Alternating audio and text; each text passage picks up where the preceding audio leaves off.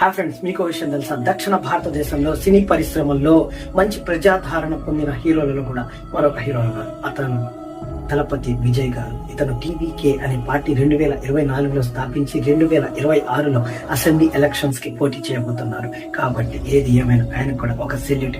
ఈ విషయం ఏంటంటే, ప్రతి పేదవాడికి నేను ఆదుకోగలను అని మంచి తరుణంలోనే అతని మీద కూడా ఒక కేసు వేయడం జరిగింది.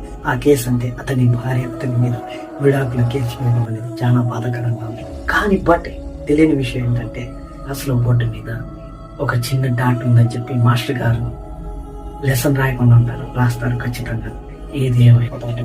ఒకటి, వాళ్ళ టార్గెట్ వాళ్ళు ఎప్పుడు మిస్ అవ్వరు. ప్రతి పేదవాడికి మంచి చేయాలన్న ఆలోచన సంకల్పంతో వాళ్ళు ముందుకు దూసుకుపోతూనే ఉంటారు. కానీ ఈ కేసు అనేది అతని పాలిటిక్స్ లో దెబ్బ కొట్టే విషయం అయితే కాదు. ఎందుకంటే రాజకీయానికి కావాల్సింది పర్సనల్ వ్యవహారాలు, మంచి చేసే లక్ష్యం. ఏది ఏమైనా సెల్యూట్.